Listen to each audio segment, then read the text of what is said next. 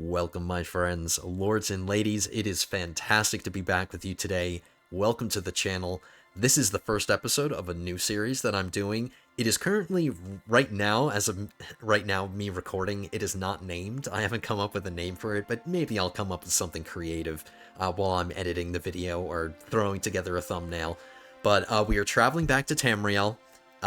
This is the Elder Kings 2 mod for CK3. I've done a couple of series for the channel using this mod, one of which was The Rise of House Redmore, if I can kind of plug my earlier content. It was one of the series that really got my channel off the ground, so I can credit this mod for really helping my channel out. I'm hoping that I see some more success with this series, because I think it's going to be super fun. I'm doing some stuff that I haven't really I haven't really messed around with. The administrative style governments, we're going to be messing around with that today, and just in the series in general, we're going to be starting as that government type. So, and just a little full disclosure here, I did play the campaign that we're about to do maybe like 20 years into the campaign, like the earlier game, just to familiarize myself with the mechanics and everything. And I'm pretty competent with the government type. I can always learn more. That's why you guys are here. If you ever have advice, you can feel free to leave it in the comments. But I think I'm competent enough because I just didn't want to come into this completely blind and not know what I'm doing. That does not make for good content at all, at least in my opinion. So I did prepare myself a little bit. I know what I'm doing in this early game. So just to respect your time, let's just get into this. We have a lot to talk about with our character creator. With every first episode of any new series, we spend a lot of time in the character creator. But I did already create the character, but we have to talk about the culture and all the different stuff. So, okay, welcome to Tamriel. It looks so much cooler now that it has like the table to sit on. But since we want to do administrative style governments, there were only a few places I could choose from. It was either do this in Cyrodiil or travel to Alinor and the Somerset Isles, and that's what I decided. So we're gonna start our campaign in the administrative style government of the Somerset Isles. I'm gonna do a high elf character, and our starting position is going to be right here. Now, it doesn't really matter what level of title. Like, I could have started as, like, a duke, or I could have started as a king, but I enjoy making the game kind of tough for myself. I enjoy starting at the bottom and rising my way up through the ranks. So, like, starting at the lowest rank possible and then working my way up. I get enjoyment out of that, so that's what I'm doing. We're going to start it as it's a county-level title. It's called the Optimal. So it's optimals, that's what they're called, not counties. But it's a county-level title, and we're starting in the county of Cedril. I'm just going to call them counties. The county of Cedril. The benefit of being here is I thought it would be nice if I'm not starting as a duke or a higher-level lord. I figured, why not? If I'm starting at the lowest level, let's just be the direct vassal of our liege lord. This is the Emperor of the Somerset Island, or the Emperor of the High Kingdom of Alinor. So we're his direct vassal, and getting schmoozy with our liege lord is going to be super important for this campaign, because administrative style governments, it's all about the scheming, it's all about building up influence. Influence is a really important currency, for lack of a better term, that we're going to be utilizing. We're really going to be utilizing influence, and being the direct vassal of our liege lord is going to help us out. It'll help us schmooze with our liege. I have reasons to schmooze with him. If I want to petition him for stuff, I can just travel. It's not a far distance. He's nearby. He's really, really close by. So I think this is going to be a good starting position. It has some farmland. We're not starting our castle on the farmland, and we might not even end up being here for that long. Because the way that administrative style governments work, you could go from being a count to like a king very quickly. It's not a hard thing to do. In fact, that's going to be something we're going to try to do. So we're going to be skipping levels. So the starting position is not really important, and our starting title is not really important. I just chose this position because I think it's geographically, and it's in a nice place. We're in the corner of the map. We have some mountains and unpassable terrain that kind of gets in the way of things. It's nicely positioned, in my opinion. So this is where we're starting. And this is why I chose this position. So we're starting in the Somerset Isles to get our administrative style governments. And then we're starting as the direct vassal of our liege lord, the Emperor of the High Kingdom of Alinor. I promise I'll get better with the nomenclature as we keep playing, but I'm still in CK3 kind of mindset, you know? So if I'm going to call things what they are. This is an Empire title, so I'm going to call an Emperor. But the official title is RNL. So the ruler of the Kingdom of Alinor gets this title, RNL. So it's not Emperor, it's RNL. So this is our starting position. Let's pick it. There's a lot of there's room to develop this county. It has a bunch of empty baronies, and like I said, there is farmland here. And if we wanted to, we can just build a castle here and then switch our capital here and, you know, be running off of this. But like I said, I don't think we're going to be here for a really long time. I don't intend on being here for a long time. So let me introduce you to our new character. Dutch Vet. No, he's still here. Oh, I have to show you this, the funniest thing ever. Have you ever been curious to see what Dutch Vanderlyn would look like as an elf? Well, now's your chance. That I was so tempted to just do another campaign as Dutch, but we're not doing that. I created a new character right here. His name's Feanor. He's named after one of the most badass elves in the Lord of the Rings. You know, just in Lord of the Rings lore. Feanor, he's the one that forged the Silmarils, and he actually forged the Palantir, so like the Seeing Stones, he was the guy that forged those. Just a badass elf from the First Age.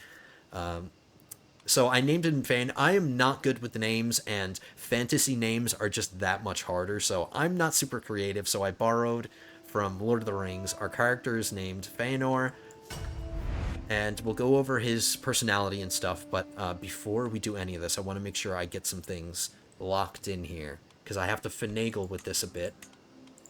I have to re-choose my birth sign, which is going to be the Serpent, for obvious reasons.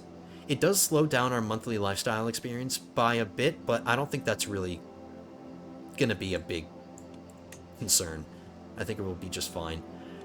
I also have to add more Arcana. I'm giving myself 5 Arcana. Now, this is just my base natural Arcana. You can think of it that way. This is my natural Arcana. We're getting Arcana from other places as well, like some of our personality traits are giving us Arcana. Patient is giving us 2. Ambitious is giving us 1. I chose the Quick trait, which is giving me 1. So we're not starting the game with 5. It's going to be 11, I think. If I remember correctly. We're going to be starting with 11 Arcana, which is good. And we're going to be starting with some magic spells and just some spellcraft ability. I hope we get a good roll on RNG, and I hope I get some good starting spells, because some are obviously stronger than other ones. Like Alteration Magic is really strong early on, so let's hope we get some good spells starting, and RNG is kind to us. Okay, so I locked in my birth sign. We locked in our Arcana. I have to choose my dynasty name, because that changes every time. That doesn't lock in. So, just to stick with the Lord of the Rings thing, Feanor was the king of the Noldor elves. So I'm naming our dynasty, not Noldor, but Noldorin. Dynasty Noldorin. And since Feanor was a badass smith, I have to do like a motto that has to do with smithing. And this is kind of the best I came up with. I came up with this: forging our destiny. Whoops. My, my illiteracy on display, or no, my dyslexia on display. Alright, forging our destiny. Noldorin is our dynasty name. I'm not going to mess with our emblem. I'll do that between the episodes. I'm just going to leave this as is, because this is going to keep changing. I'll talk about that when we get to it. But I made sure that we stayed within 400. We are starting as an elf, so our lifespan is going to be extended. So we're going to be with this character for a long time, like hundreds of years. So I figured let's just start at a really young age, so we have a long, long time with him. We're going to spend a lot of time with this character. We're starting at 18. I'm starting with an education that is going to help us the most. I chose an intrigue education to start. Scheming is the name of the game in administrative style governments, so we're going to start off strong and give ourselves the education that is going to help us the most with our with our government type. I didn't go all out and do a 4-star. I did a 3-star, so that's going to be our education. I did give myself quick. I did get this other trait. This is a free trait, Unmourned Blood, which gives us some stewardship and intrigue. This character seems to have something off about their lineage, but the true nature of it remains a mystery. I chose this because it's free. I'll even show you. I'll take it off, and then I'll just re-add it. It's free. I would be a fool not to take this. I think I've taken this in all my other series using the Elder Kings mod. I think I've done this a couple of times. But it's a free trait. It does give me intrigue, which is really important, so of course I'm going to take it. And this is inheritable, so I can pass this to my kids. So yeah, I chose Zealous because I thought Zealous would be appropriate to the High Elves because of our Adric worship. Let's talk about, if it'll lock in here, let's talk about our faith and take a look at some of the tenets. The traditional pantheon of the Altmer of Somerset, this faith, the traditional pantheon of the Altmer of Somerset, this faith holds the god of time, Auriel, as king of all the other gods and ancestor to all of the Altmer. After becoming aware of Lorkhan's treachery, Auriel led the original Aldmer against the Trickster God, creating the first kingdoms of the Aldmer after his victory. The treachery of Lorkhan and their direct link with Auriel makes this faith see existence on the mortal plane as a curse. Interesting. Alright, so let's talk about some of the tenets. This Path of Axelon is going to be a mechanic that does concern us, so this is really important to pay attention to. Our proximity with the Divine requires each and every one of us to be the best version of themselves. We all have a role to fulfill, and we must all reach perfection.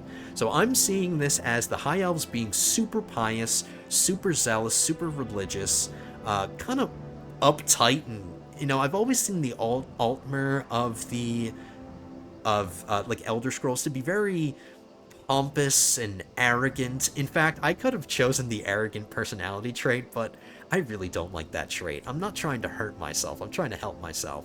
But it would have been in role-playing to get the arrogant trait, because I've always seen the High Elves as very arrogant. But this Path of Axelon is going to be really important. I'm not going to read everything because a lot of these have a lot to read, so I'll just hover over all of them, but I will read the little things at the bottom. Ancestor worship. Our ancestors watch over us from beyond the grave, guiding us and showing us the way forward. For this, we must respect and honor them. Prestige from level of splendor for newborns. Maximum long reign opinion bonus plus 50%. We are the children of the gods. We must pride ourselves in our purity and make sure not to taint ourselves with the lesser beings, lest we stray away from the divine. See, here we go again. The arrogance and the pompousness of the High Elves. They look down on everybody else, essentially. So this is a very strict religion. We do have some tenets. I don't know if we're going to be messing around with this, or if I'll even have the ability to mess around with this. But these are our starting tenets. Very interesting religion. We're starting as a High Elf, obviously. Male, heterosexual. We're in an Aldmeri culture with a ceremonious ethos. The ceremony of court life is so integral to this culture that it forms a core part of people's social behavior. A place for everyone and everyone in their place. House opinion. Minority vassals, they're so hard to please.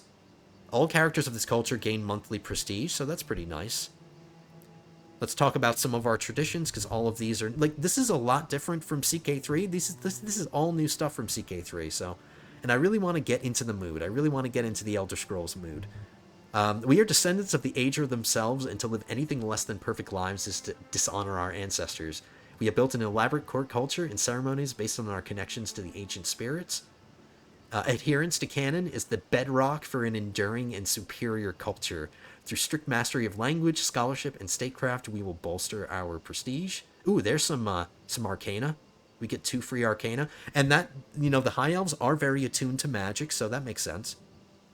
Cutthroat politics. Now, this is a tradition that I like, but I don't think I'm going to like forever. I'm not going to be the cultural head, so there's not much I can do about this. I'm not going to be able to mess around with our traditions, but this is something to keep in mind. Cutthroat politics. Children tend to do better in the intrigue education. It'll be easier to progress in the schemer lifestyle, which is something we are going to do. Calm characters are admired while wrathful individuals are scorned. Rulers are more likely to have courtiers and guests join hostile schemes against them. See what I mean? The disloyal trait is more common, so I don't know how I feel about this tradition. There's not really much we're going to be able to do about it, but having an intrigue education is going to grant us some diplomacy as well, which is good, which we do have. Alright, so we are attuned to Magica. That's the next tradition. Did I read the other one? We teach our own to maintain composure at all times. You must engage with others to get what you want, by hook or by crook. From a young age, this culture is more in tune with Aetherius than others, and they pass this knowledge on to their children. So we're attuned to Magica. Guardians with a positive Arcana affinity or student of Magica trait will pass down a student Magica trait to their wards. Now, this is something to keep in mind. I do not have an Arcana education. I don't have a magical education. That's something we're going to have to get. Now, I have magical abilities, and I can use spells and use Arcana, but because I do not have a formal magical education, I cannot pass an education on to my children. So if I want to give my children and my wards a magical education, I need to get one myself. So that's something we are going to prioritize as soon as we can. Going to university is expensive, but I am going to try to prioritize it so I can give that benefit to my children. So any of my heirs that I really want to help out and give really good educations, magical educations especially, I need to get one for myself. So we are going to prioritize that. Let's go back to this. We're almost done. What else? Positive Arcana affinity to students of Magica. Negative Arcana affinity are looked down upon. So if you're not good with magic, you're looked down upon. Rulers of this culture are more likely to choose a magic lifestyle and host magic-related activities. Children tend to do better in the magic education. This will slow down our cultural fascination progress, but I kind of don't care because I'm not the cultural head and they're making all the decisions and I'm not. So whatever fascination they choose, it's going to be a little bit slower. Whatever. I think that reflects our old age, maybe. It's like the trade-off for being really good with Magica is that it takes longer to research things, I guess. It's kind of the trade-off that they're going for here. Alright, is there anything we haven't talked about? Because I do really want to cover everything. Like I said, we'll mess with my logo between the episodes. I won't mess with this. I won't mess with this either because this is going to change. This is only our starting title, so this is going to change. But I'll try to come up with something. Most of the High Elf factions, I took a look around. They seem to have a theme with all of their sigils, and it seems to be like this text with like some kind of embellishment around it. So maybe I'll do a logo or a sigil with using letters or something, but just more me, something that I created, you know. But we will stick with the starting one. It doesn't really matter. This might change a bunch because we are going to finalize now. Anything I didn't talk about? No, we're good. Let's finalize.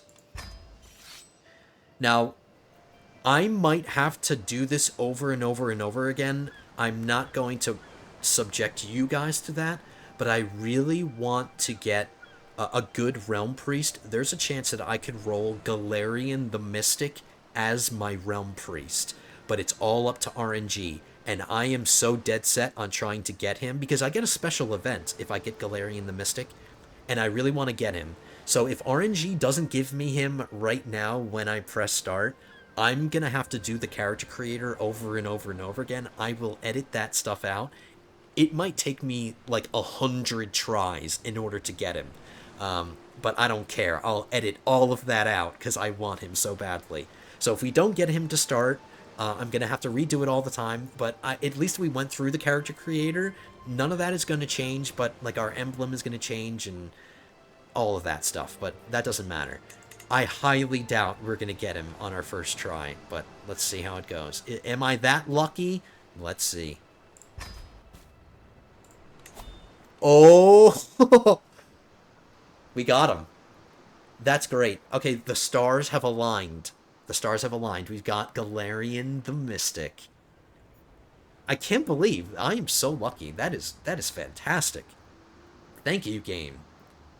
And because we have him, we're going to get a special event, which is really, really cool. So we have a lot to do. I'm kind of just getting into this. I'm jumping into this because we spent a lot of time with the character creator, and I really want to start playing.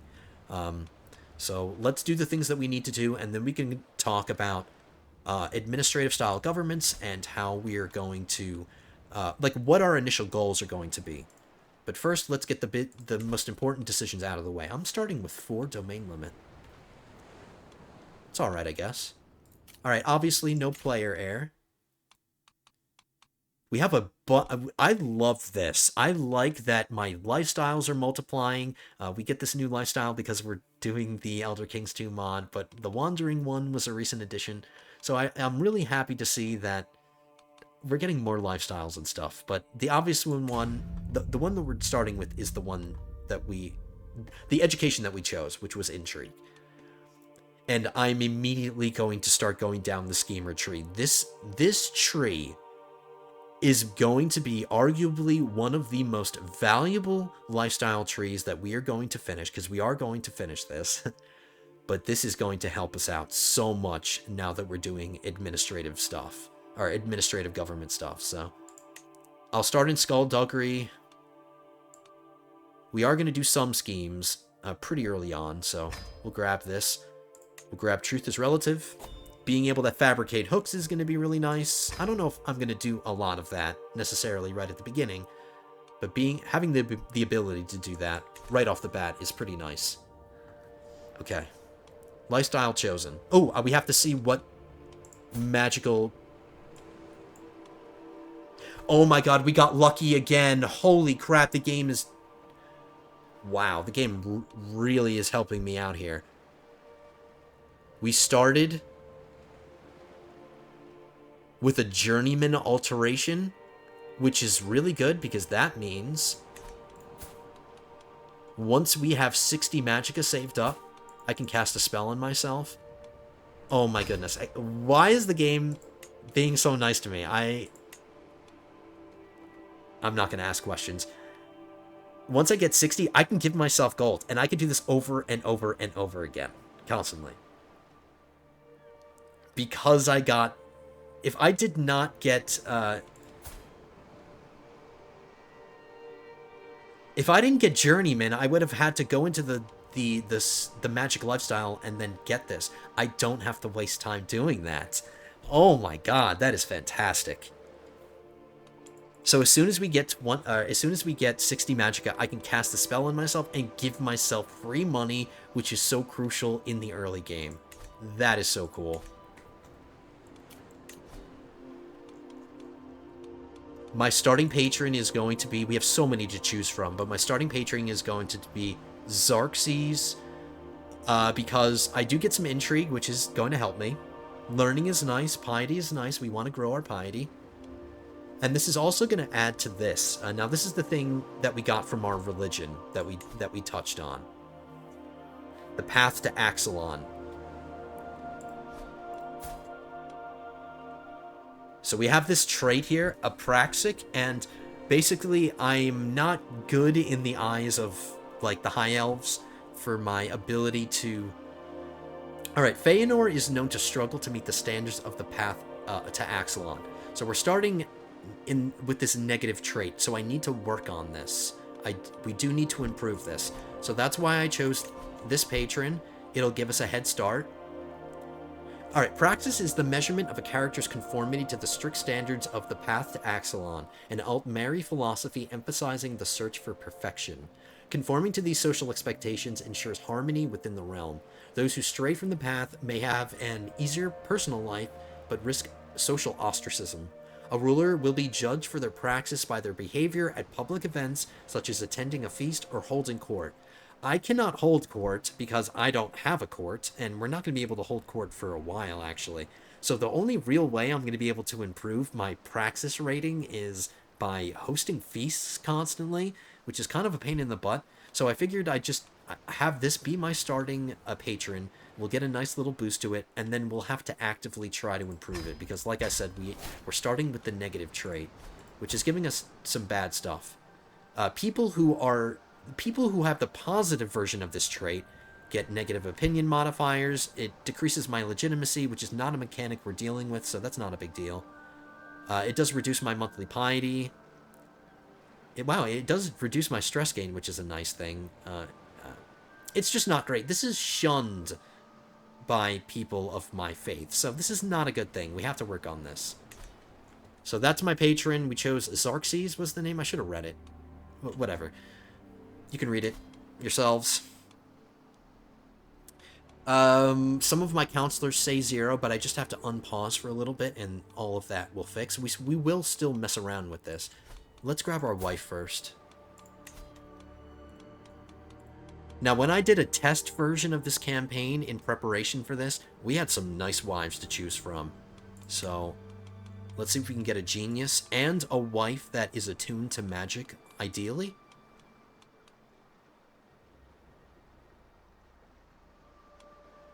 Being a genius is actually considered virtuous to my faith, which is really cool. She's well-rounded. I am sorting by sum of all skills, and she has genius. This seems to be the best choice. She's a little gluttonous, and she's old compared to me, but not old in terms of lifespans for high elves. She has a lifespan 3. She's gonna live to be like 200 years old. So we're gonna have a lot of time of fertility with her. So no problem with her being a little bit older than I am. I'm not marrying her because she's a young woman. I'm marrying her for her genius trait and her magical abilities, or her congenital trait. Because my starting one, it wasn't the best, so we're going to get that from her. She's bringing all the congenitals, honestly. I'm bringing unmourned blood, but she's bringing these other ones. So she will accept. Let's get that locked in. Let's get my council settled.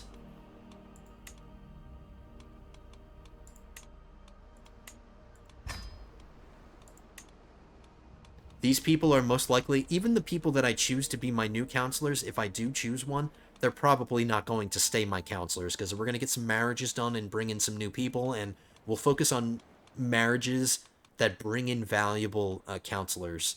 So I'm just kind of settling right now. Ooh, there's a 19 intrigue.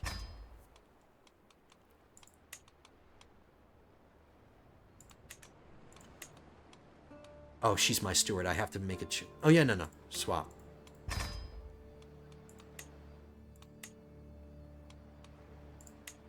Alright, she'll do temporarily. She'll do temporarily. Okay, let's get our wife.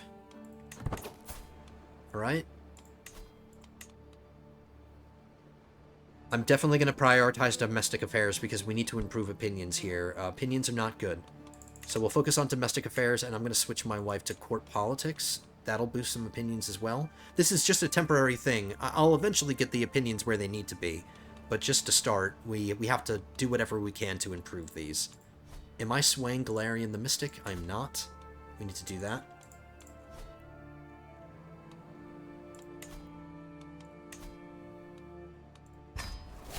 He'll be my first target for a sway scheme.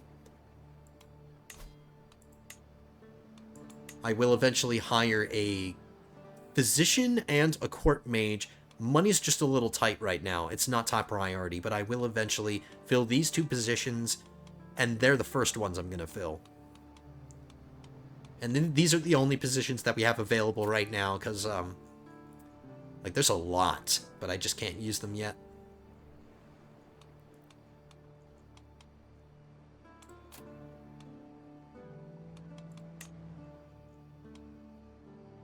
I'm going to get some marriages now.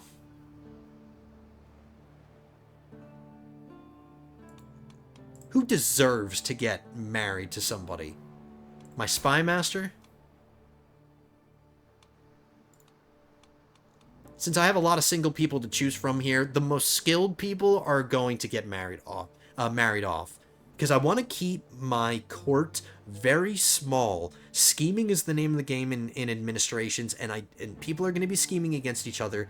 And having a bunch of courtiers in my court is a liability. The more courtiers I have, that's more people to join schemes against me.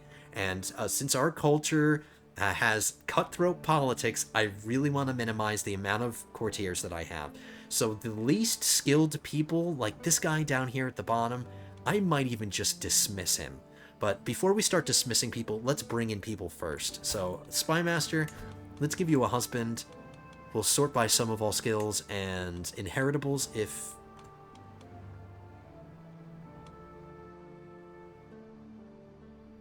the inheritables don't impress me, I'll drop this filter and then just sort by sum of all skills because that's what I value most.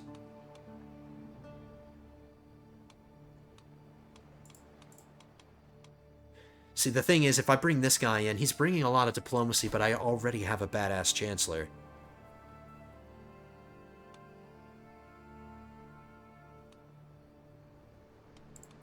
Let's get ourselves a new steward. Wow, he's 129. But that doesn't matter. The males are fertile for their entire lives. It's the women who matter. He has, holy crap, he has he has a 5-dimensional personality. He's gonna marry my spymaster, and he's gonna be my new steward. Matrilineal marriage. Let's get that locked in.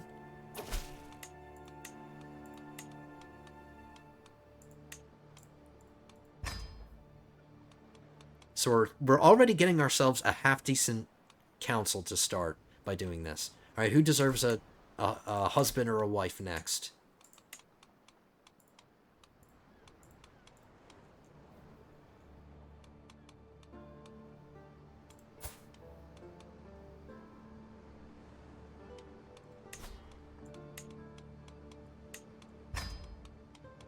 I had a better marshal.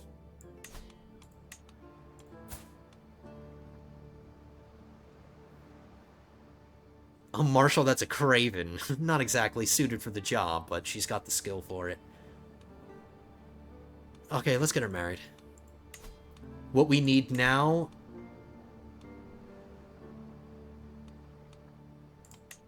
is honestly somebody to replace her. If she gets a husband with a better... a marshal, I'll make him the new marshal. Alright, let's drop the inheritables.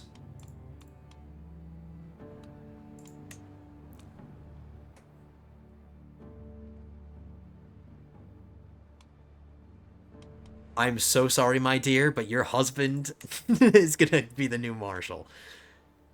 Alright, match Brilliant.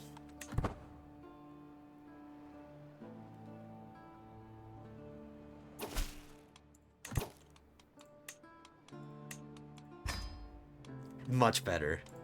In fact, I'll put him on trained commanders, because that's what I want him doing. I don't need to fabricate claims right now. I mean, fabricating claims is still something that I'm going to eventually have to do, but it's not something that I need to do in order to get land in administrations. This is not a feudal-style government, so we're not going to be doing a lot of this. There are going to be circumstances where I do have to fabricate claims, but now is not the time. So I could just keep Galarian the Mystic, who I'm still baffled that we got to start. We'll keep him on religious relations. Keep him on collect taxes, that's fine. Since I'm not married to this land, and since we're not really going to be here for a long time, or ideally we're not here for a long time, it doesn't make sense to develop this.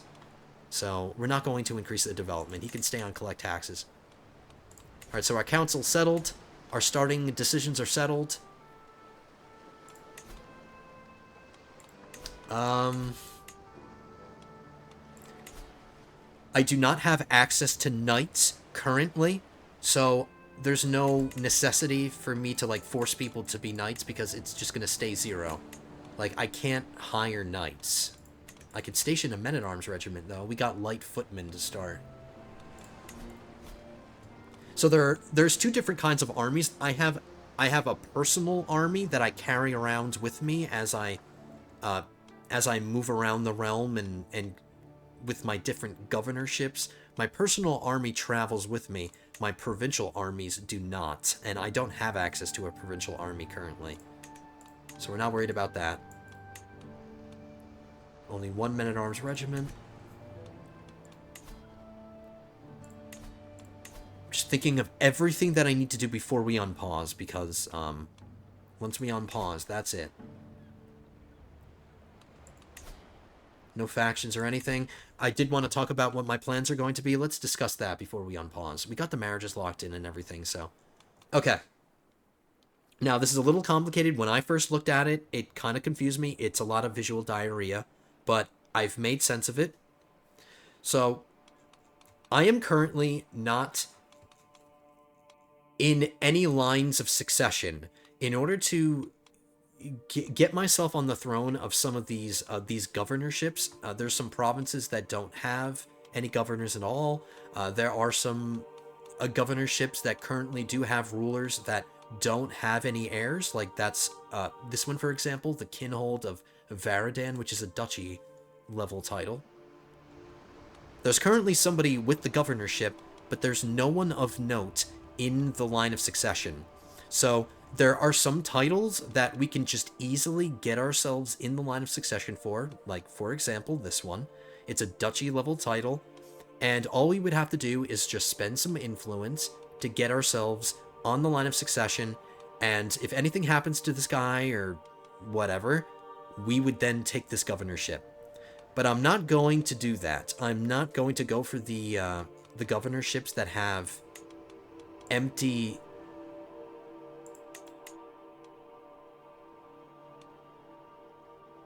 Interesting. It says this province has no valid candidate for the line of succession, but it does. We're looking at him right here. Okay. So it really helps to have a plan here, and I'm glad that I do. Instead of going... Because there's a benefit to trying to go after governorships that have no candidates, because it would take a very little influence, which is not in great supply. This is something that we have to spend frugally and strategically. It would make sense to spend influence to get on this line of succession, because I wouldn't have to work. I wouldn't have to invest a bunch of influence getting this title, because I'm not fighting anybody else. There's nobody else in the line of succession to compete with. So this would be a safe and a very cheap title to get on the line, to get myself on the line of succession. I would just have to make an initial influence investment. So I would just have to spend bare minimum 100 influence. That would get me plus 20 candidacy, and that would make me the heir to this duchy title, because there's no current inheritors. So that makes this title easy to go for and cheap to go for, but that's not what I'm going to do. Instead, there's a title here. I forget what the name of it is. What is it? First Hold. First Hold. This one. The Kingdom of First Hold. This is a kingdom level title. There is one person in the line of succession already, so this makes it a little bit more complicated for me to get this title. I would have to work for it, because he's got a high score already. So if I were to just throw myself on the line of succession, influence my candidacy, and make a contribution of 100 influence and get plus 20, that's only plus 20. So I would have to keep spending influence and keep investing influence to try to get myself as the heir to this. So, but why would I do that? Well, this guy he's ailing. So I wouldn't have to wait a long time for this guy to die and to get myself as the king of First Hold. It would just take a lot of initial influence. Like, I would really have to work hard to outdo this guy's score. And that would take a lot of influence. But the question is, do I have time to get myself ahead of this guy before he dies? See, this is a kingdom here. This is a kingdom. I can become a king instantly if I finagle myself and I do this strategically.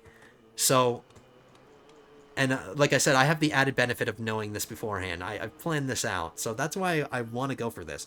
I could just do the easy way Unfortunately, there are no other kingdom titles that have no line of succession currently. I mean, I'll check them. Kingdom. This one has a big line of succession. Kingdom has a line of succession. So kingdoms are called kingdoms. Duchies are called kinholds. So just keep that in mind. This one has a line of succession. This is the one I'm going for. So see what I mean? If I wanted to try to get myself a kingdom title, this would be the easiest one, and it makes the most sense because he's dying, and if I'm really quick about it, I could become a king. And this is what I did in my test campaign, and it did end up working out, but it might not work out this time. It's a gamble. I'm gambling with my influence, so I either gamble and try to work hard to get this, and then end up failing. Ooh.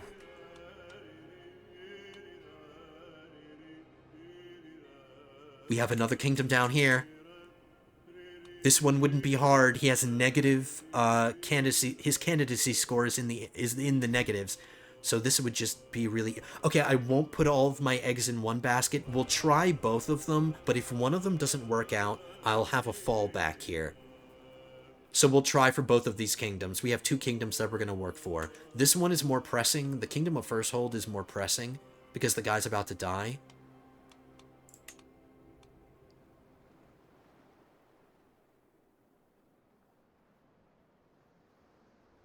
I'm starting with 360 influence, so do I want to make a major contribution? It's going to cost me 250 influence, but it'll start me with 50. It'll get me off on the right foot.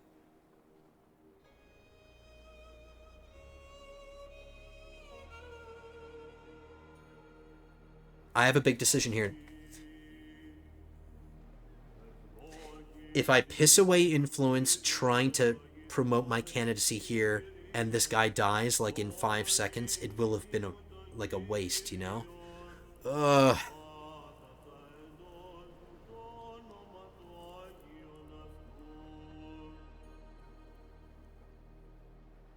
I'm going to try it.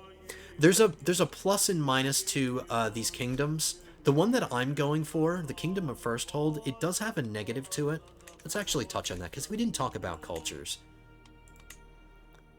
The Kingdom of First Hold is in a part of the map that's not my culture. I am the Alinori culture. This is the Aradoni culture. So if I did end up getting land here, I would have more work cut out for me because I do want to convert this to my culture. But the Kingdom of Lilandril, the other one, this one right here, let's take a look at some of the terrain. There's 2 baronies of farmland here, and this would be my domain if I took this kingdom title. The castle's not built on the farmland, and because the farmland's already taken up with these two cities, but there is an island over here that has some empty farmland.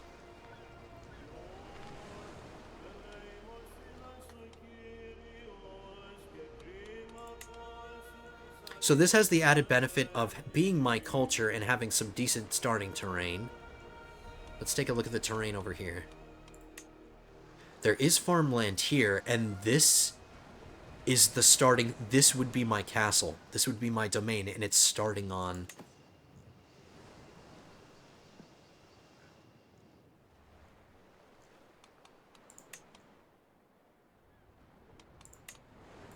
How much land does the king actually hold? He has 3.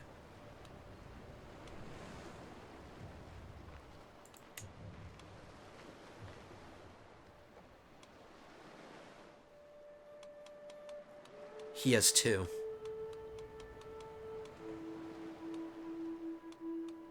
He has 2 counties.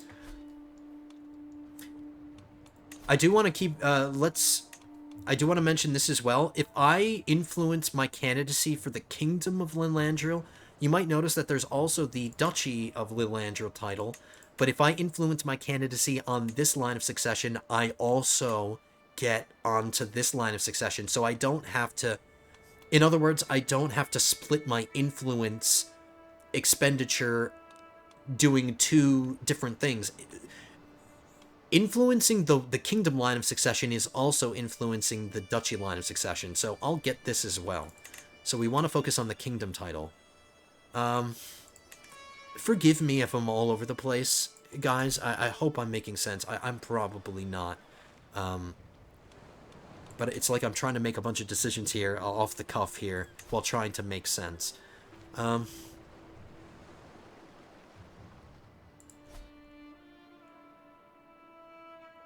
I've decided I'm going to spend my influence to try to go for first hold. If it doesn't work out, it doesn't work out, and then we'll just go for this one instead. First hold is just the one that is time sensitive because the guy's about to die. If I want to get this title, the time is now. So I'm doing it. I'm going to use my early influence to make a major contribution. I have to choose myself, obviously.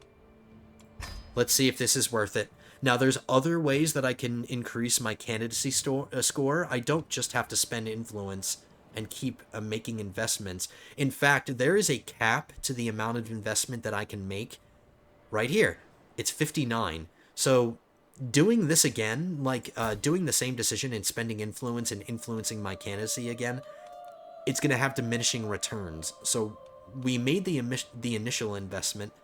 Now let's try to influence our candidacy score in other ways, like improving our praxis score. So here we go again. Our negative praxis trait, being apraxic as opposed to praxic, is significantly affecting our candidacy score. So this is crucial. We have to fix this. We have to get rid of this.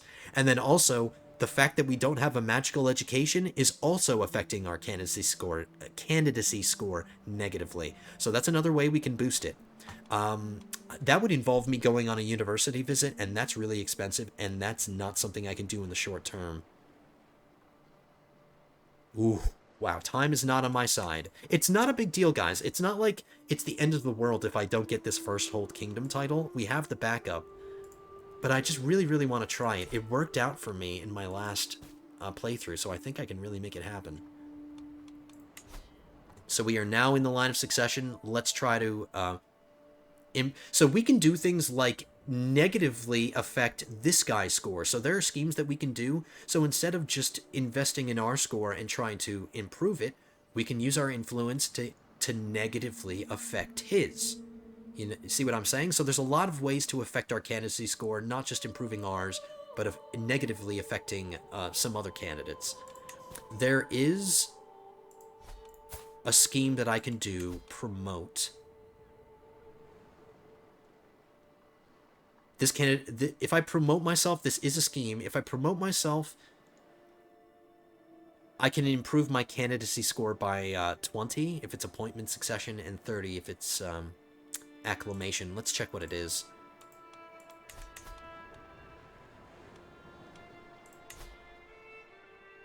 It's appointment, so we're getting... We'll get plus 20. Now, this is a free scheme. It doesn't cost me anything to do this, but I really want to make sure I get agents, and improving people's opinions first is what allows me to get a lot of agents in my schemes, and I don't know how many agents I'm going to be able to successfully convince to join my scheme, because everybody hates me right now. So it's kind of a catch-22. I need time to go by to improve opinions, but the more time that I allow to go by, the quicker he is... I just don't have money to do stuff. All right, let's really work on our opinions. I'm swaying my realm priest. I will spend some influence to visit my liege lord, but the past few times that I did a test of this, my liege lord goes to war immediately. He declares war. Oh, he's right here. He declares war, and if he's at war and he's leading troops, I can't petition him. So if I petition him right now and he declares war, I will have essentially just pissed away 50 influence. And since influence is in such short supply, I'm not going to petition him until I know that I can actually talk to him. So we're not going to do that now. I keep accidentally clicking off my screen. I apologize. Alright, here we go. I'm not going to play on 4 speed. I'm going to initially start on 3 speed just so I can, you know, keep things in an organized manner here, just so I don't get ahead of myself. Alright, so here's the special event that we get now that we have Galarian the Mystic. Let's read it. Today, a distinguished visitor graces our court. Vanus Galarian, a figure of unparalleled achievement. His life's odyssey began as Trectus, a serf on a minor noble's estate, marked by his early passion for knowledge. Against all odds, he escaped the clutches of a repressive lord, eventually finding solace with a troupe of itinerant performers. The fates then led him to Alinor, where he survived a near-fatal journey before fatefully crossing paths with a soothsayer named Heliand. Heliand recognized the latent genius within the young Trectus and guided him to the Isle of Arretium. No, Artaeum. I'm sorry. I will get these pronunciations correct, I promise. Here, under the tutelage of Magister Iachesis, he was reborn as Vanus Galarian, the very first Archmagister of the Mages Guild. Today, we have the honor of welcoming this iconic figure to court, where his presence enriches our realm with the wisdom of a lifetime's journey. Alright, here we go. We will get on top of the reading. Alright, so we have some two really good choices. Grabbing my water bottle really here, quickly. Now we can get some learning lifestyle experience, or we can get magic lifestyle experience. I initially went with the magic lifestyle experience because the past few times I did this, I did not get a journeyman alteration. Excuse me. So I figured I would get some magic lifestyle experience to try to just accelerate my my progress towards getting journeyman alteration. So maybe I won't take the magic lifestyle this time. Maybe I'll just take the learning lifestyle. The learning lifestyle, even though we didn't start in that lifestyle, is going to be valuable to us. Plagues are still a thing. Plagues are a thing in this, and are going to be a thing in this. So I want to get ahead of that and make sure that I get a good position in everything. So these are going to be very valuable traits to us, as well as minimizing the amount of stress that we gain over time, because we're going to live a really long time. So if we're going to have a really long lifespan, I think getting Whole of Body would be really beneficial to us.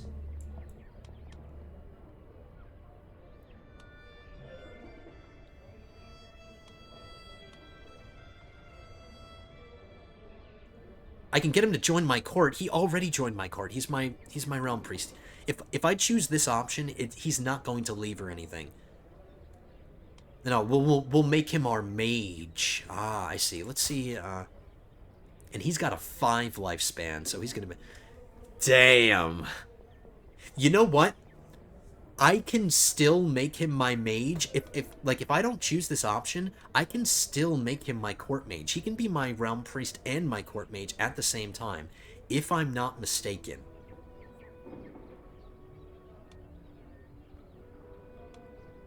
Okay, so I'm going for the learning lifestyle. Let me see if let me just confirm that, so I don't look like a fool in front of everybody.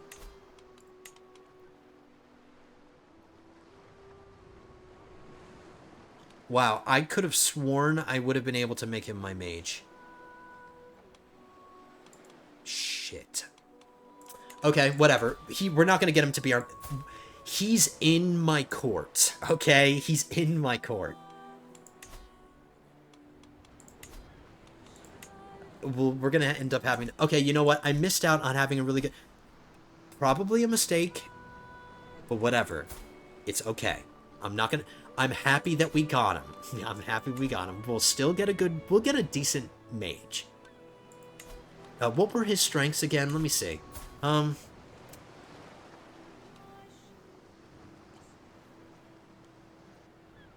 Yeah, restoration probably would have been nice to get access to. He has journeyman alteration.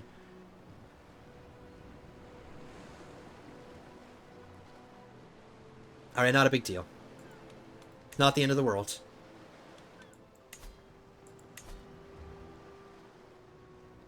Okay, let's keep playing. I want to save up money so I can do some kind of event, maybe a feast. I want to start getting chummy with my liege lord. Getting alliances and stuff is another way to improve your influence gain, because currently it's nothing. It's pathetic. We're only getting one. And we don't even have access to an estate. That's another thing we're not enjoying right now due to our starting title. If I had started as a king or started as a duke, I would have had the benefit of having an estate, which we don't have right now. We will eventually get it, but we just don't have that. And an estate is another way to get influence. But we want to get chummy with our liege lord, and doing feasts and stuff is really beneficial for that. And doing feasts is going to help us with our getting rid of this trait, which is negatively affecting our candidacy score. So doing a feast is really high priority from now. That's also going to boost opinions. Okay, feast is high priority. Let's do it. I missed my opportunity to do it. I should have done it pretty quickly. Because since we're in the Elder Kings mod, there's a new feast type. You can't see it here, but there are certain times of the year where if you do a feast, you get access to a special kind of feast. We missed our shot. The first month of every year, Morningstar, there's a holiday on the first month, and I think the 7th month of the year. So we missed it, but whatever. Let's see how much a feast would be if I were to do a really cheap one. The honorary guest would obviously be our liege lord.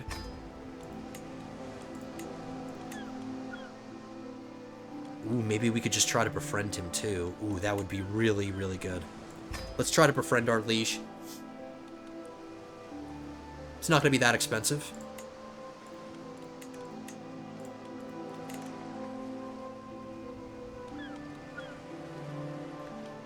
And this befriend, I don't have access to the befriend scheme.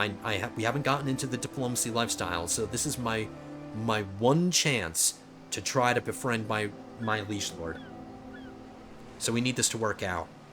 We're not traveling anywhere, so we don't need any of this.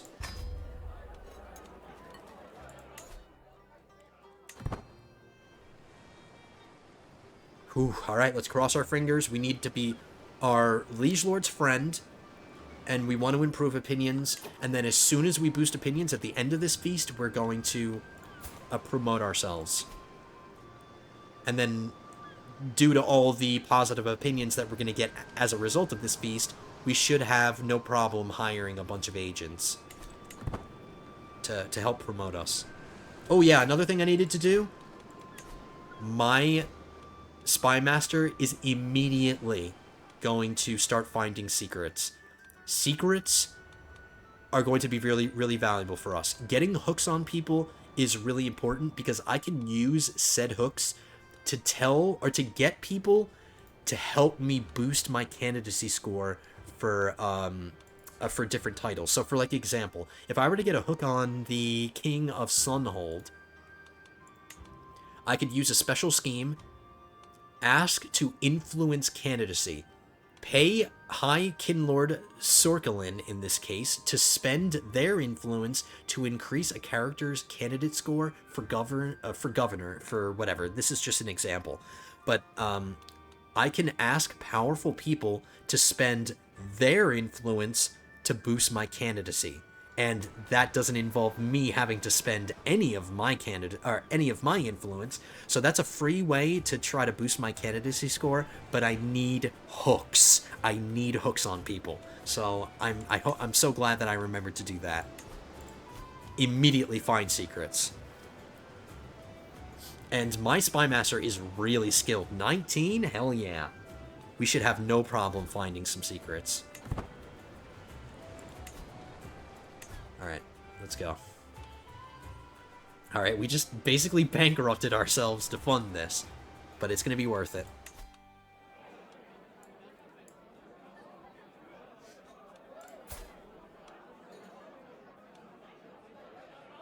Getting our wife pregnant is going to be really crucial as well, because we want to get an alliance with our liege lord. He just needs to have kids. He needs to have a child, and so do we. But if we arrange a marriage between our kid and one of his children, we can get an alliance with him, which will boost our influence. And then there's a separate modifier. Not only getting alliances boosts influence, my influence income, but getting alliance with our liege, or the top liege, the highest ruler, or the highest title in the entire realm. If I get an alliance with them, there's a special modifier that gives me even more influence gain. So an alliance with our liege lord is essential if we want to get a lot of influence. So we really need this feast to work out. Please. Please. Now, all of these, as we let the game play, I just wanted to say, all of these mechanics and all of this administrative kind of gobbledygook that I had to familiarize myself, it was a lot initially, but it really isn't that complicated once you really get down to it. And I hope that I do a good job during the series, because it is one of the points of the series. I hope I do a good job at least familiarizing you guys with the new government type. And that's essentially just going to be done as I play. I'm not going to give these big, like, explanations. I'm just going to do my best, and I'm going to hopefully learn from you guys as well, because I appreciate your input.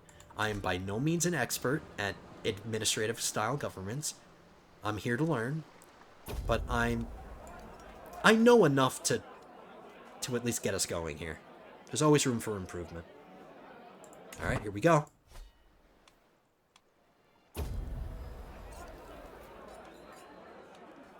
It's taken much of the evening to get myself close to Aaron L. Hidelith, without making it feel forced. After all, the best friendships are natural, and I want him to think it's spontaneous. By Zen extols my maybe friend, barely disguising a belch. That was a heavy course. And so on after the last weighty one. It simply sits too heavily in the stomach. I simply cannot believe that the servants expect to keep serving their master working this poorly. Alright, whatever is going to help us become your friend, man. It's a diplomacy challenge. My wife is already on diplomacy, so this is the best we're going to get. 46%. Come on, baby.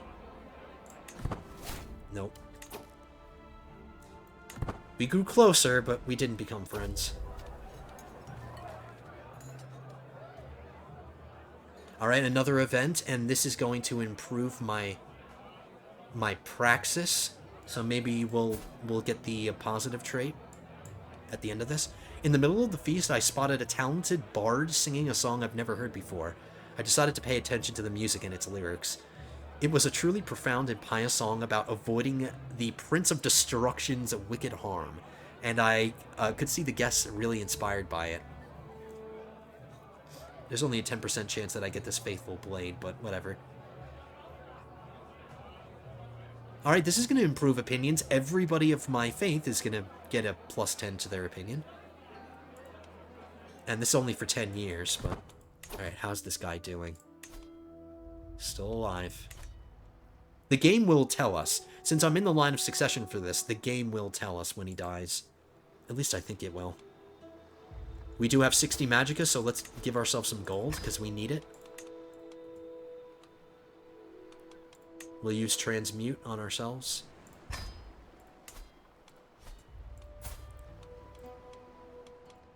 I should also assign my rituals, because we have 2 empty slots.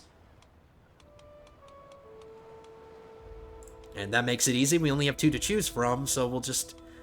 I won't have them active, I'll just assign them. I'll just remember, if I ever travel anywhere, I have to remember to activate these 2 rituals. One improves our speed, and then one improves our safety. That'll come in handy when we petition our liege. Because we're going to have to travel to do that.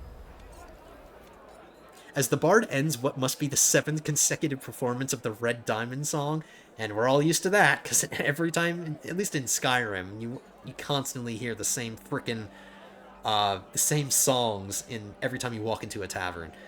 But my head stops throbbing for a second, and I can feel a glimmer of hope within my heart. Could it finally be over? Those sublime moments of silence, interrupted only by the laughter and chatter of the guests, who do not seem to mind the same song being played over and over. Is it just me? No, it's not just you. Am I wrong in this? My thoughts are interrupted by a very familiar voice. When Akatosh slew Lorcan... Alright, here we go again. Alright, I'm gonna get some stress. Oh, there's a 90% chance that nothing happens. Alright, just muscle through it, man. Just muscle through just one more song. I like those odds. 90%, that's not bad. We didn't become irritable. Alright, that's good. I didn't want to take 50 stress. I'm not going to read every single one of these, because a lot of these are still carryovers from CK3, so... if there's anything new, I'll definitely read them, but for the sake of time here, I won't read everything. I get a health boost and stress gain for 5 years. It's not a lot of time. It's...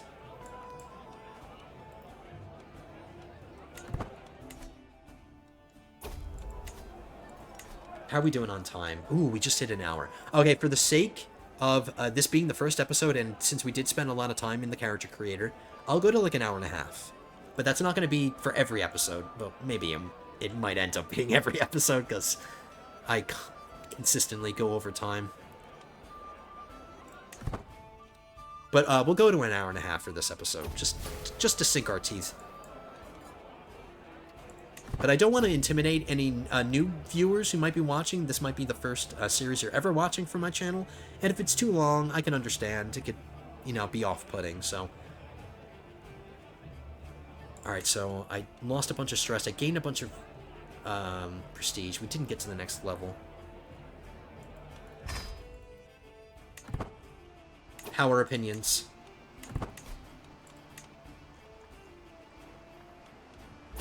They're a little better. Whoops. Shut up, Windows.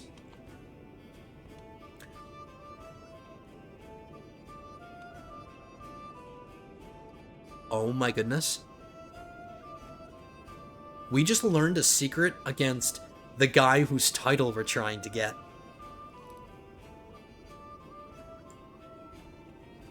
Ooh, there's so many things that I could do with that hook.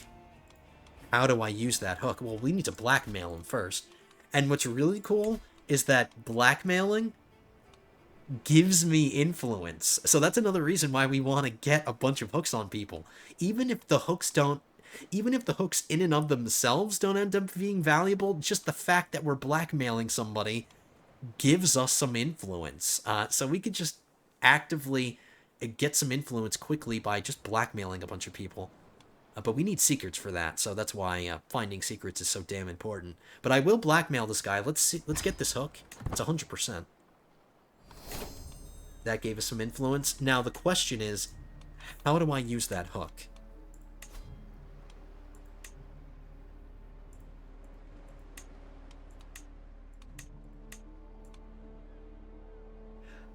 I can't use this hook to ask him to force retirement, because I can't force his retirement from his kingdom title. That's the one we want. I can only force his retirement from one of his duchy titles, so that's irrelevant.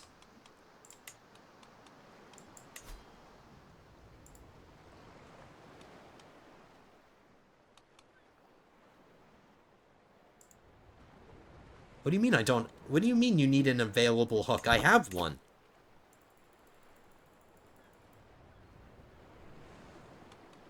Hold on, let me redo it.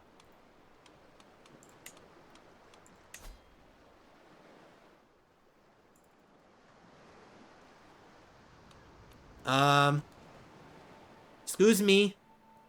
Excuse me, game. We do have a hook on him. Alright, let's make sure it's the right guy. Yeah, it's High Kinlord Rillis. Oh, I need a hook on my liege. I see. Okay, that's what I missed. That's what I overlooked. I'm glad that I noticed that. Alright, so I need a hook on my liege in order to request retirement. This is something that my liege lord, or the top liege, his boss. I see. Okay. Then that makes it easy. I can have him... I can use my hook to have him promote my candidacy for his title. Right here.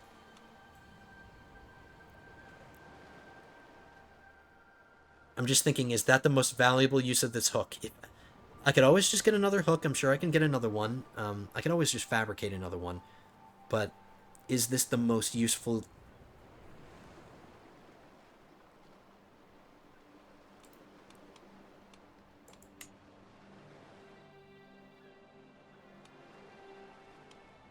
Yeah. I'm running out of time. Because he's on the brink of death. How much candidacy score? He gave me 10. Alright, let's check the candidacy score again.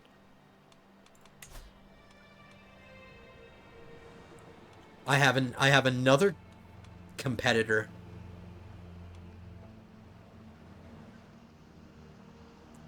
Wow, being beautiful gives you some candidacy score. I don't have that benefit.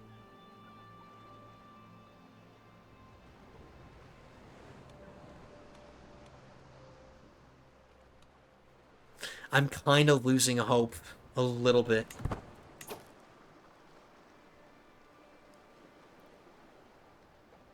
Because after the feast was over, I didn't get rid of Apraxic. This didn't go away. Huh.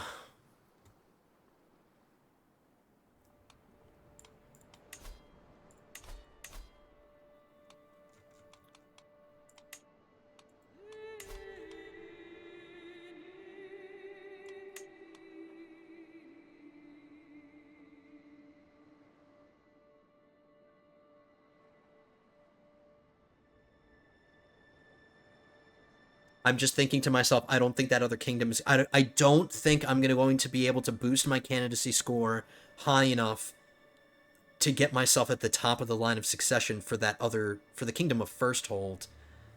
I mean, it's possible, but I don't want to put all my eggs in one basket. I'm gonna put myself on the line of succession of this other kingdom now.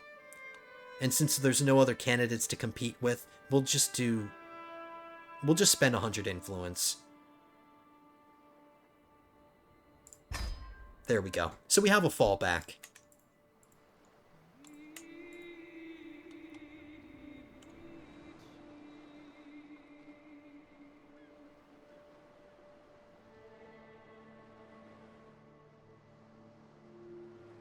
Maybe if I get a magical education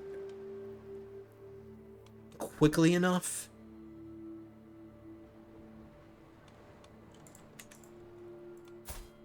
Alright, we can boost it again, don't worry, we'll do the promote scheme. I'm doing that. We'll do that now. My liege will promote me, excellent. And Galarian the Mystic, he'll promote me.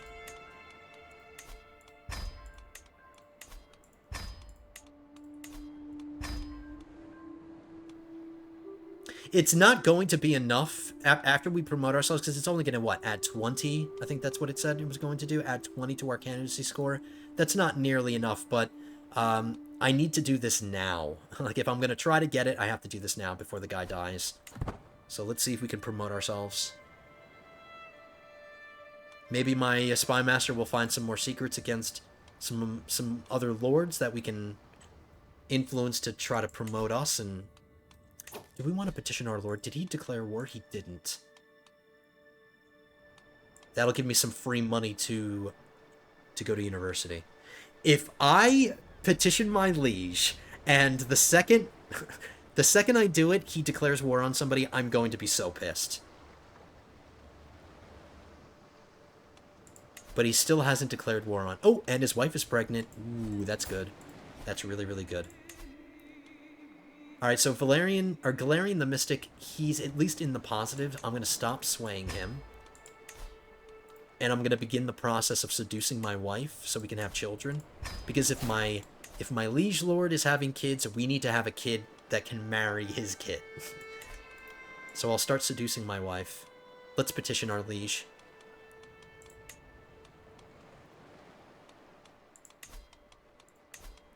We have just enough influence. I'll go for money so I can spend said money getting a magical education. And we'll get some free lifestyle experience. I can't go this way. I would hit this, but there's this mountain range in the way, and I don't want to have to do this super long trip. We'll do this.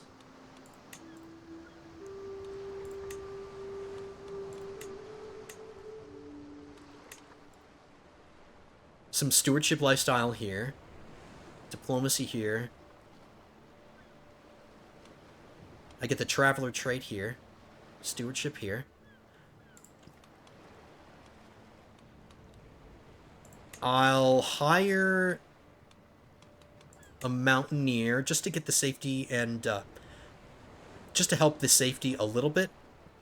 And then the rest of the safety, I'm going to do my ritual.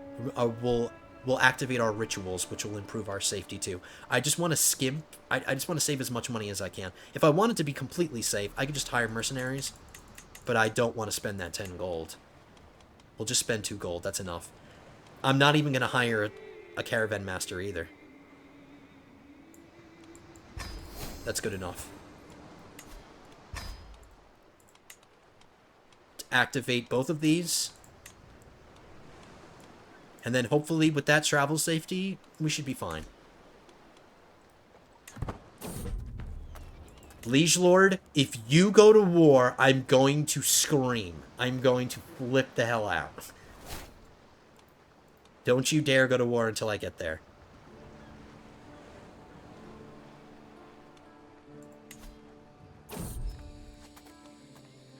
While exploring the nearby hills, I stumbled upon an extraordinary sight, a sky shard. These celestial shards contain the essence of Nirn itself. Sky shards fall from Aetherius to Nirn during specific lunar alignments, forming a brilliant silvery prism, granting remarkable abilities. Today I witnessed the radiance of one such sky shard, a source of untapped potential. Intrigue by 1, and this is a permanent increase to my intrigue. It's only a delay by 1 day. I don't care about Arcana. Arcana's fine. I'll take that intrigue. That's going to help me in the future when I do a lot of scheming. Oh my...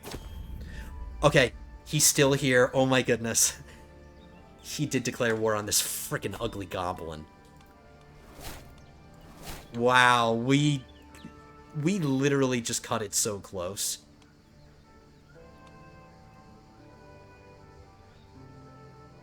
He didn't immediately accept. I have to give him something in exchange. In exchange for a weak hook, he'll give me 190 gold, which is not bad, and he'll give me some renown, which we need to start saving up. Sure, getting a weak hook on? Fine. I could have asked him to put me on his council, but I think he's going to put me on his council by himself without me having to ask for that. My wife is my regent. She's got situational loyalty. We'll have her fill my coffers. But we're not going to be gone long. We're already on our way home, so that's okay. This should be enough to go to school.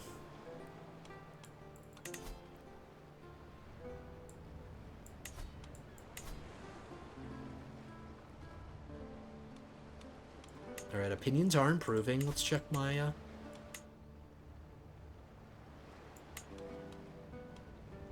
Let's get a few of my courtiers married off, because if they're, Actually, I'm going to start dismissing courtiers. I have 12. I think 10 is a good number. This guy is serving... He's literally serving no purpose, and he has no skills at all. He's taking up space. Get out.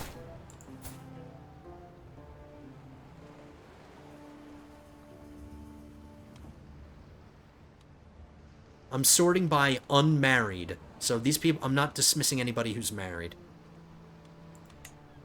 Yeah, we're good.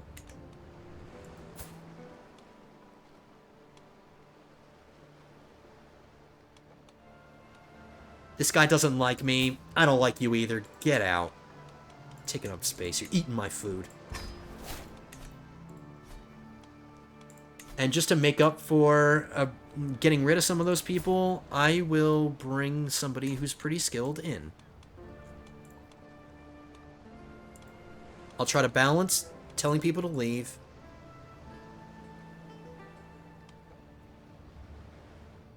Sure, this guy could come in handy. He won't be my chancellor. His wife is going to be the chancellor still, but maybe I'll have some other use for him in the future. He's skilled. He's got a decent personality. It's not bad.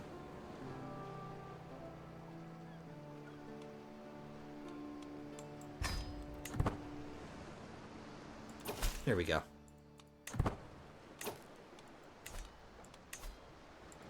Okay, let's get back home. How's our candidacy doing? Oh! The old guy died. The game didn't tell us, so I was wrong. Okay, that...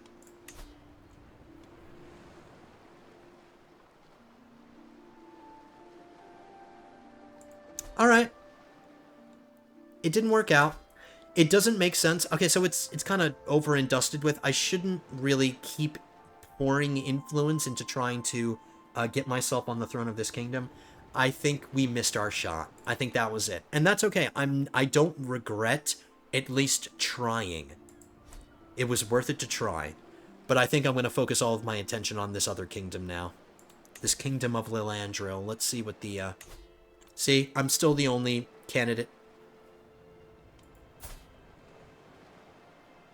The current governor, the current king is this... And she's not a very good governor. Her governor efficiency is really low. Alright. We're still in the line of succession for this kingdom.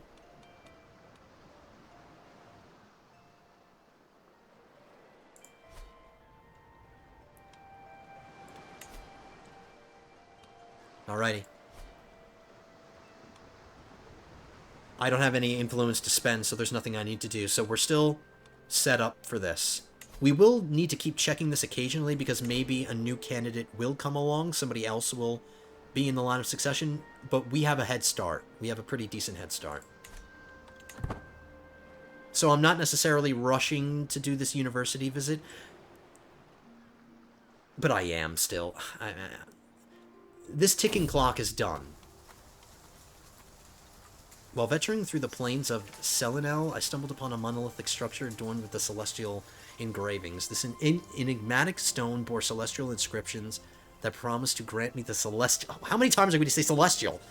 Powers in the ritual constellation. A crucial decision loomed. Embrace its potent influence or leave it undisturbed. Do we want to do a new thing? No, I liked the serpent. I like my birth sign. We're not switching our birth sign.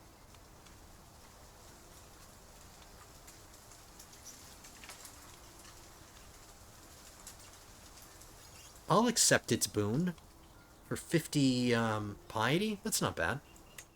I'll take it.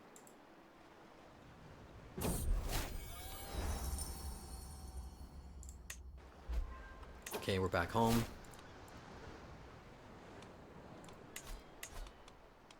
Let's do our university visit. It's just going to be a cheap one. That's all we need.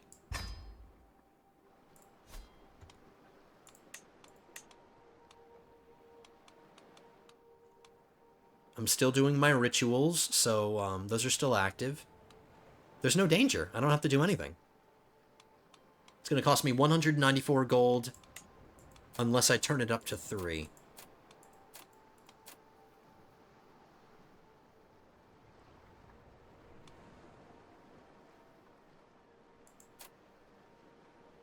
I'm going to have a very, very long life, so we are going to get multiple university visits into our lifetime. So let's just get one.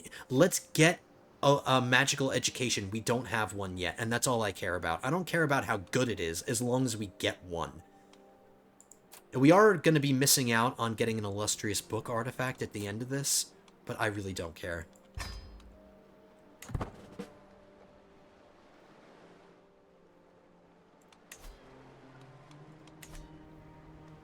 How are we doing on time? We've got 6 minutes left, so let's get this education done. After the event is done, we'll come back home, and then we'll start to wrap my I'm stuttering. Sorry. I'll do my wrap-up stuff. Ooh, free money. Thank you. It's going to delay us a little bit. We haven't really gotten a chance to take a look at the map. We haven't gotten the event where there's a winner that's decided between General Atribus and Potentate Aixneras. I'm sorry. They're fighting a war, I think. Yeah, they're fighting each other. So we have yet to learn of the victor. And I will do my best, I promise. I'll do my best to not get so much tunnel vision and be so zoomed in on our realm. We'll try to keep up with the politics of Tamriel.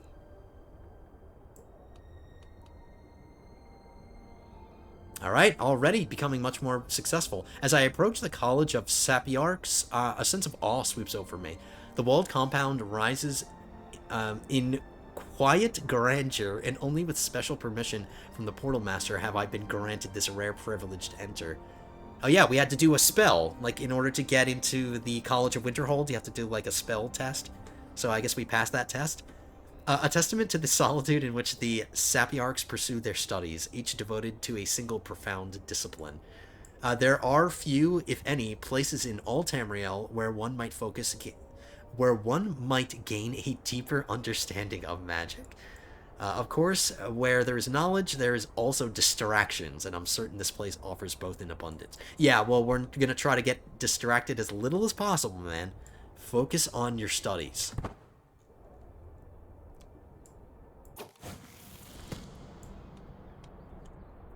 The soft hum of magic fills the classroom as Malin demonstrates a basic enchantment, drawing the power from a filled soul gem directly into a silver necklace.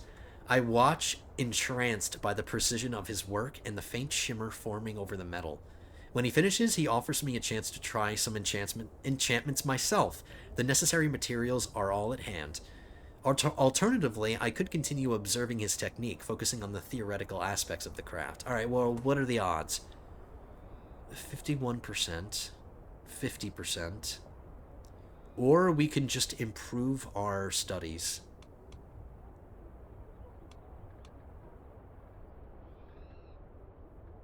I mean, if we succeed, nothing is going to happen. So why would I do this? Why would I not do this?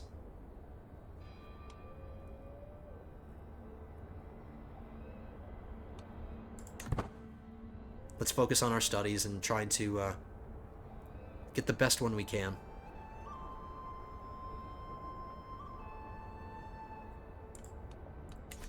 Now we'll go to speed 4 a little bit here since we're getting close to when I'm going to end this. Oh my god. 0% chance that I win this debate. Oh, that's not a debate. I'm not doing this. It's not worth it. It's 0% chance. There's a 1% chance that this person could kill me. I'm not trying to do that.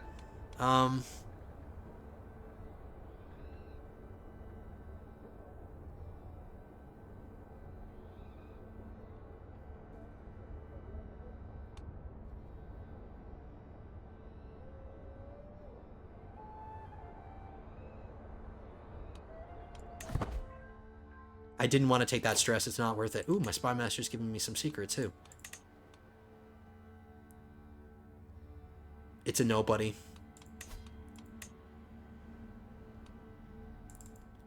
Oh, yeah. I should... this is something that I had to learn through testing and doing this. Having lovers is not a blackmailable offense. In my culture, apparently, in the high elf culture, having a lover is not something you can use to blackmail them.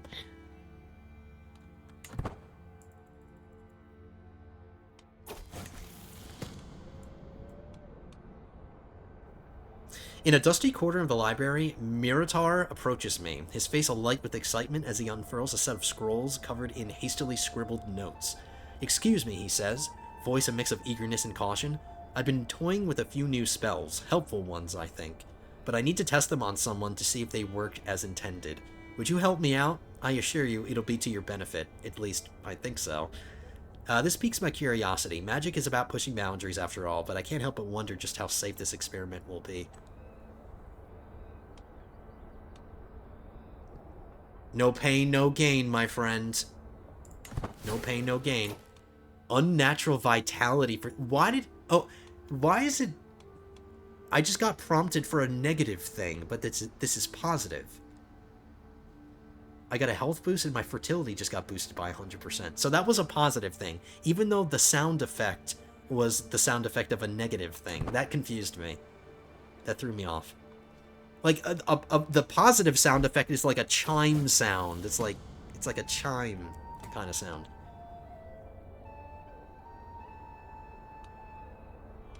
Shut up and take my money.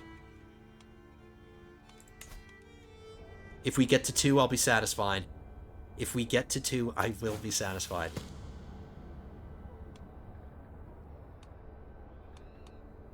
A learning challenge. If I fail, my progress goes down. Wifey, that is her best skill. 72%. Wifey dearest. No pain, no gain. Success. Thank you, wifey.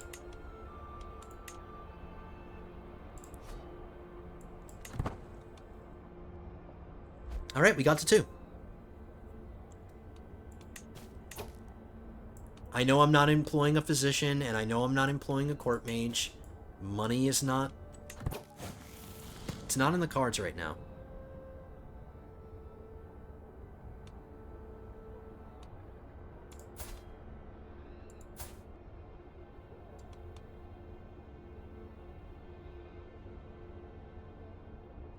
I have the opportunity to bring these 2 people in. One of them would be a half-decent mage. She's not Galarian the Mystic, admittedly, but she's not bad. This woman has nothing. She's loyal, that's all she's really got going for her. Her personality's okay, too, but she's lacking in the skill department.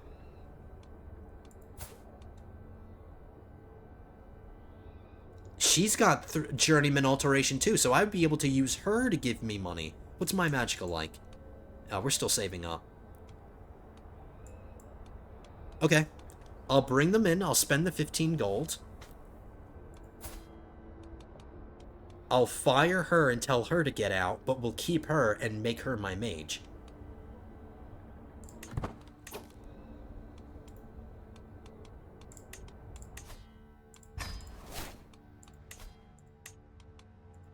She's good.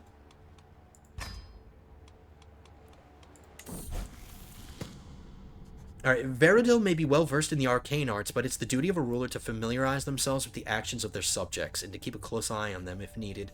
The deeds of my court mage will reflect upon me and my entire realm. Thus, it is time to decide how Veridil should use her abilities. Can she be allowed to decide the use of her spells without my direct orders, or shall I retain full control? I think for now, I'm gonna retain full control. I don't want her casting spells and using her arcana for anything other than making me money and doing other things that I will direct her to do. So only cast spells on my direct orders.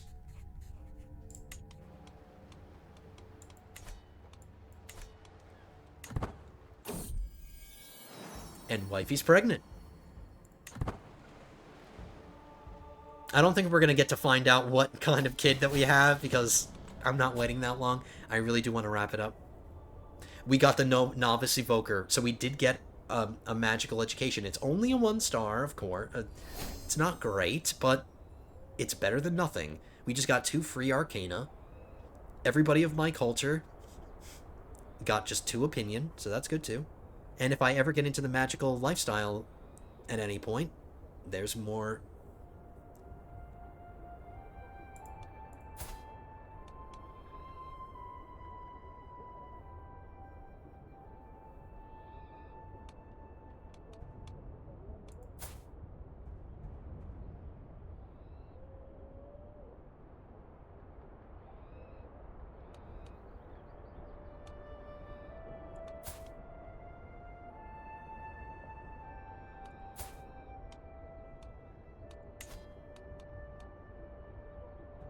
I already have a better... I was tempted to bring her in, like, sure, they have magical skills and they have pretty good educations, but I already have my mage now.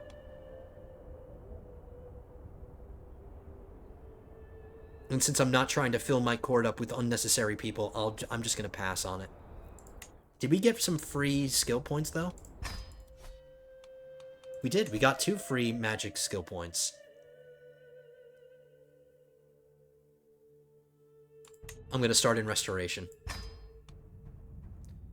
Getting into minor restoration not only will allow me to, you know, mend wounds and heal minor illnesses and stuff, I also get access to some really good rituals if I go into the restoration thing. So, yeah, we're doing this.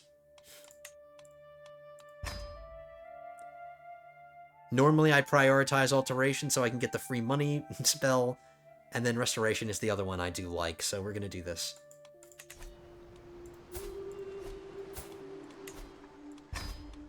I'm gonna mess with my rituals now.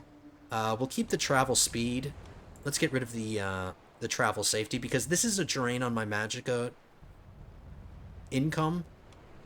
So we'll just have one going at a time, and we're just gonna end this when we get back home. Alright, let's do it. Alright, so long story short, I have the option of taking a portal to minimize my travel time, but there's a risk to doing it. I'm not going to take the risk. Let's get home the old-fashioned way.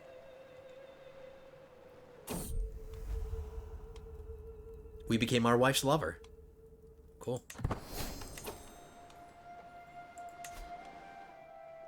Our promote scheme is almost done, but we're not at 95%. So just one more phase, and then we'll execute this scheme.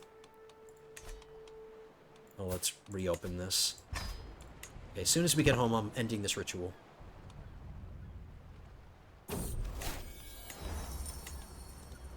And then I'm switching the travel speed with... Let's do Fortify Intrigue.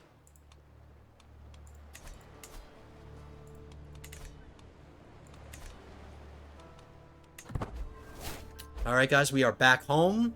I'm going to prepare my wrap-up stuff. Let's end this scheme, though. And I just got another secret against somebody. It's another nobody.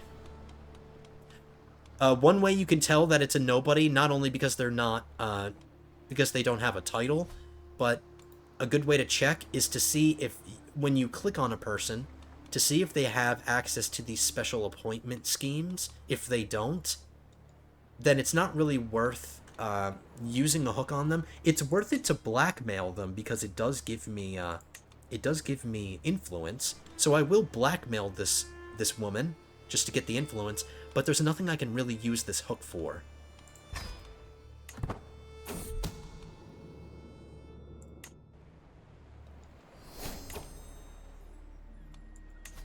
Alright, how are we doing in our...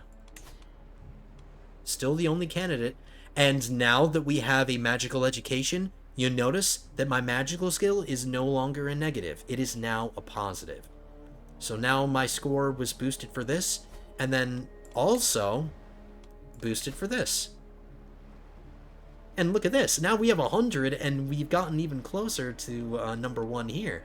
So getting that magical education was really beneficial and super valuable. Now the next thing we need to do is just get rid of this negative trait, this apraxic, because that's really hurting our candidacy.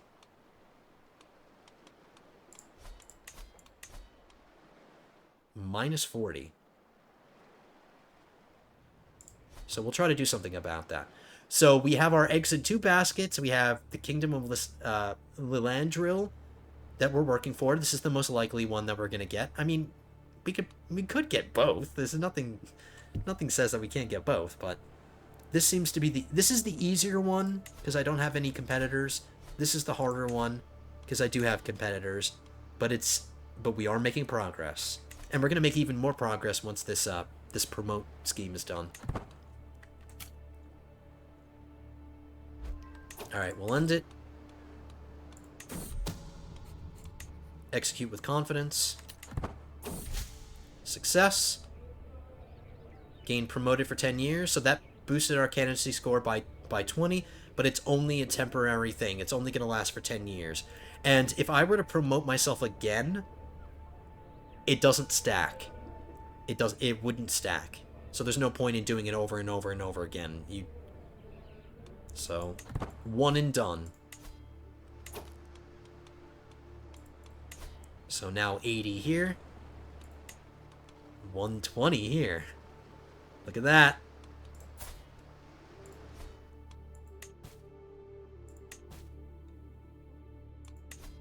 Alrighty, lords and ladies. We're an hour and 40 minutes now, so I went 10 minutes over. I said what I was going to. But everything's looking really good. I'm liking how it's starting. We got Galarian the Mystic. Our wife is pregnant. Our liege lord had a daughter, so what we need is a son. So we can arrange a marriage. Hopefully he'll accept it, but we can always just scheme and stuff and try to make it more likely.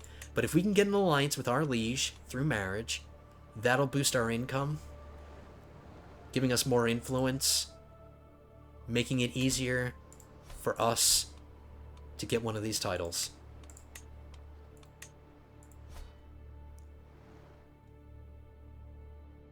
But that is going to do it for this one, guys. Lords and ladies, thank you for sticking around. I hope you enjoyed this one. I'm kind of unceremoniously ending this one just because it's just been so long and I really just want to get it over with. Thank you so much for being here, lords and ladies. I hope you guys are here for the long haul. I hope you guys are going to enjoy this one. I hope you're having fun. If you are, hit that thumbs up button. This is the first episode of the series, and the first episode of any series is always the most important one. So if you're really enjoying this and you want me to continue, you hit that thumbs up button. Leave your comments down below. I'm sure I'm going to get a bunch for this video. Just giving me suggestions and probably expressing how excited you are, all that kind of stuff.